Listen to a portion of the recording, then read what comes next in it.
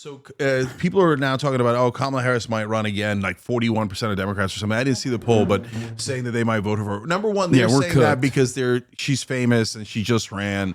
So that's not a reliable number. But the interesting part is they always say that somebody might run. Like for a while, they put out a rumor after Hillary Clinton lost that Chelsea Clinton might run. They do it themselves. Why?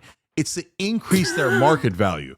Because listen, Clinton. I know. Because if Kamala Harris says she's not going to run again, well, then her book is less interesting. She gets less for her speeches because she's not going to be.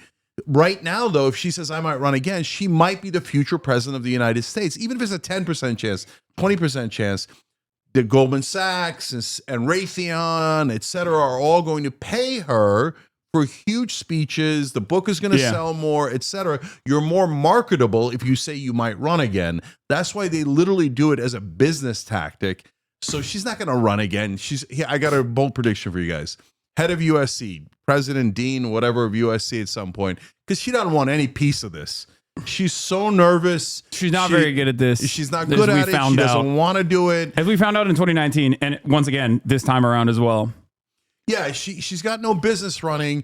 She didn't want to run. She sucks at it. All she has is talking points. That's why I said do a real primary. But of course, all the Democratic leadership yelled, no real primaries. We anoint. In the interest of fairness, this is where I also was.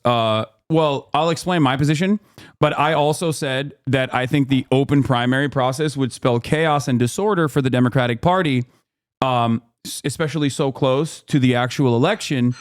And I thought because she was a blank slate, that there was an opportunity there to fill that blank slate with actually somewhat good policies. Even if she's not charismatic herself, she could have still, especially after she got locked in with Tim Walz, I was like, oh, this is great. She's going to be forced to like have to defend some of these positions and inevitably maybe even move away from the tack to the right attitude that the Democrats usually have. Of course, I kept warning over and over again, if she does that, she's going to lose. And she did do that, and she lost. But look, here's the thing. But yes, an open primary, I think, would have put forth possibly, I mean, would have put forth a stronger candidate regardless. Yeah. But we also don't know like how chaotic that process would have looked like as well. Who cares? So let's just break it down one by one. You agree that Biden should have withdrawn a year and a half ago? I agree that Biden should have picked a better VP candidate that he knew was going to be the transitional. Can we also give the right wing a tiny bit of credit here? I mean, they go too far when they say she's just a DEI hire. She was the Attorney General of California. She was a senator from California. She had the was she picked because she was a black woman? Of course she was picked because she was a black woman. I mean, Biden said that was the real reason why she not only picked. I'll take it one step further. It's not even Kamala Harris that frustrates me about that. It's the fact that Biden said that about Ketanji Brown Jackson, who literally is more deserving of a Supreme Court appointment than most of the other Supreme Court justices. And he still f***ed the bag up by turning around and being like, oh yeah, I'm picking a black woman, Jack. And it was nutty because that's the first time we've had a public defender sit on the top court. That was not a DEI hire in the way that conservatives mention it. So do you know that I'm against affirmative action? I've always been against affirmative action. And wait, really? Yeah. And the reason I did not know that. Yeah. The reason is because Ketanji Brown Jackson is an excellent Supreme Court justice who's perfectly qualified. So is Sonia Sotomayor. But the minute that any minority, by the way, including us, gets any position of power, respect, etc., what does everybody do? I just got it because they're black. They just got it because they're this. No, I think you think that's just a right wing thing, but it isn't. It gets into everyone's head. No, I understand where you're coming from, but I respectfully disagree. I think that is ultimately caving in and capitulating to right wing framing on the issue. The affirmative action conversation has always been a band-aid solution to significantly more consequential racial dynamics in this country that have never been addressed at all. And I've always looked at things from a class position regardless. And the real affirmative action is legacy. admissions. 100%. Like, we even have a petition on tyt.com to end legacy petitions, because if you're against affirmative action, you have to be against affirmative action for super rich dudes whose dad went to Princeton or gave Princeton $1 million. Okay, yeah. George W. Bush going to Yale. Yeah, that's totally bullshit. And by the way, you know who else was an affirmative action pick? Joe Biden, because Obama picked him because he was an old white guy. He's like, old I racist, don't really care. Old racist white guy who by has the like way, gas. You know that with absolute certainty, because in his final list, he had a big list in the beginning, but in the final list, it was only old white men, because they knew they had to balance the ticket because he was a young African American. So let's not pretend that they didn't pick on demographic information. No, but Obama did, and so did Biden. Yeah, but also it doesn't work in that direction regardless, because like obviously the underlying sentiment is that like affirmative action is not the reason why people think black people are undeserving of their position in society. They already thought that, and now they're using affirmative action to, continue to compound on that argumentation. But it does compound, and I hate that it compounds because it's not true. I'm more like the process itself in terms of like affirmative action in general, albeit is still, like I said, not a good solution to systemic racism and inequality that persists, and black people being consistently underserved in American society even now. Even when I recognize that, it's still not like, anything that moves the needle in an appropriate direction is fine. Like I don't have an issue with it, especially if it's like, for example, making colleges more diverse in general.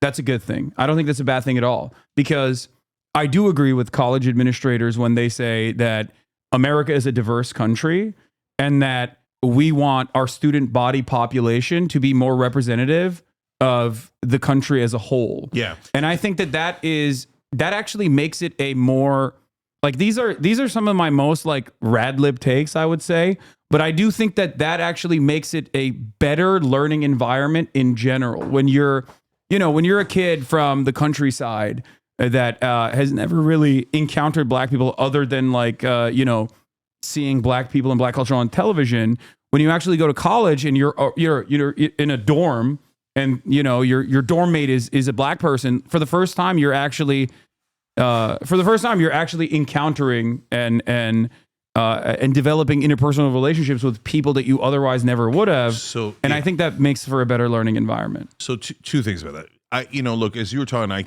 came up with an analogy here. Let's see how it goes.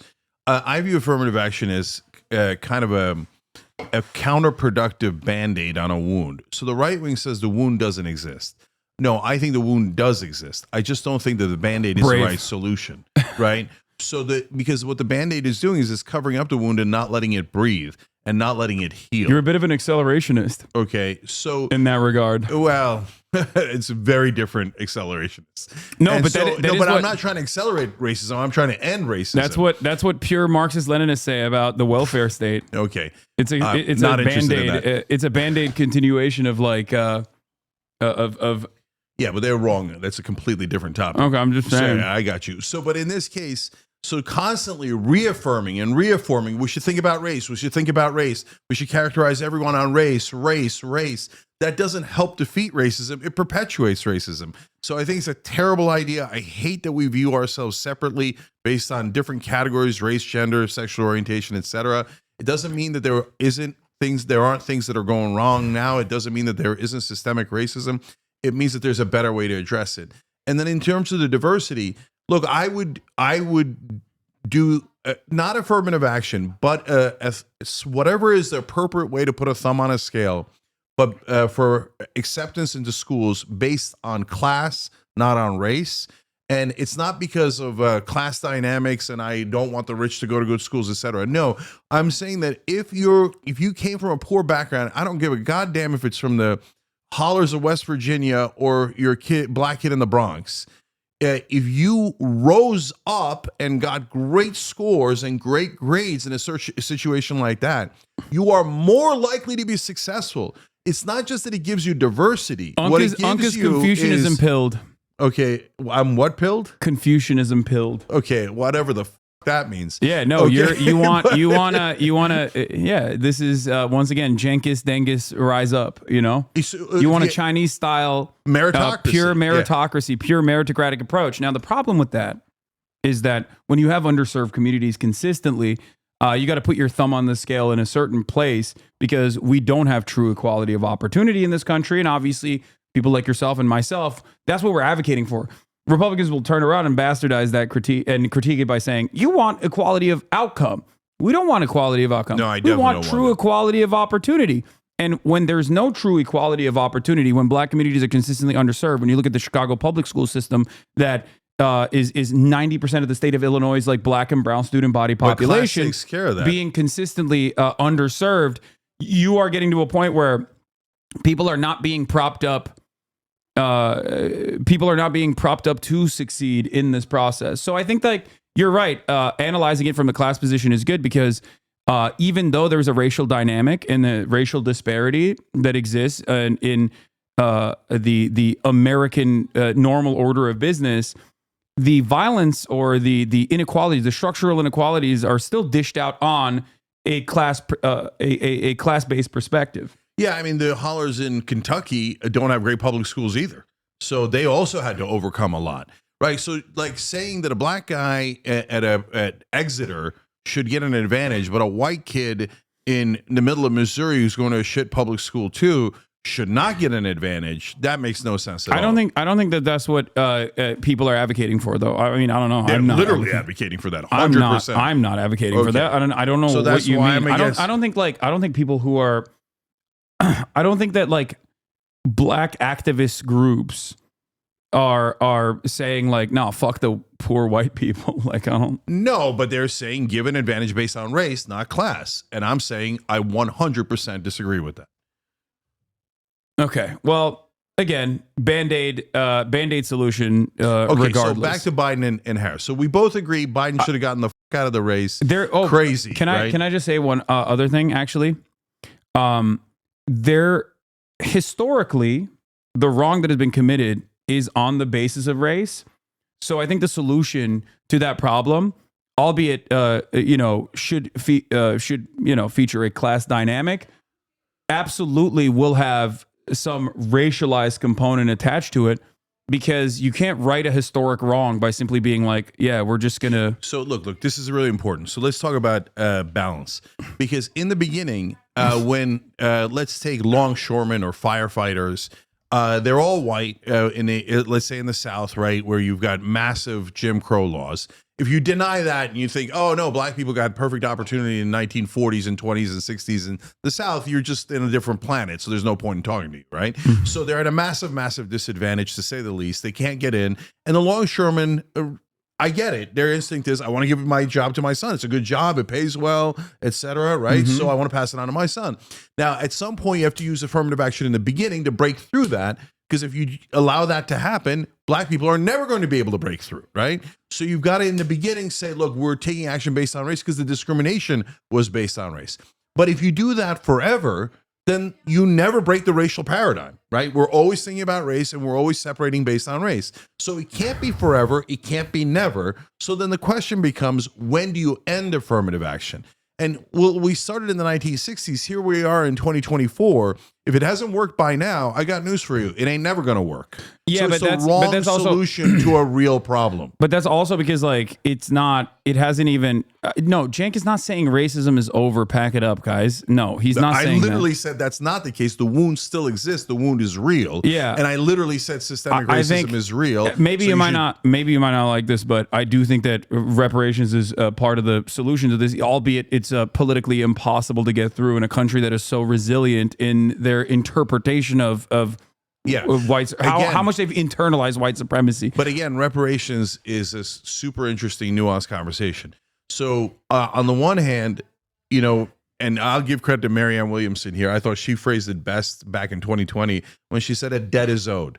And that is actually very literally true. Yeah. So we used the country at large and the country I love. And yes, we came to it much, much later. But that country took advantage of all of that free labor to build what we love and what we now take advantage of and what we came here for, right? So hundreds of years of free labor, no matter what your race is or what your condition is unacceptable. They never got paid for that. It's a massive robbery from African Americans in this country. So I not only acknowledge that, but I'm enraged by it. But now, what are we going to do?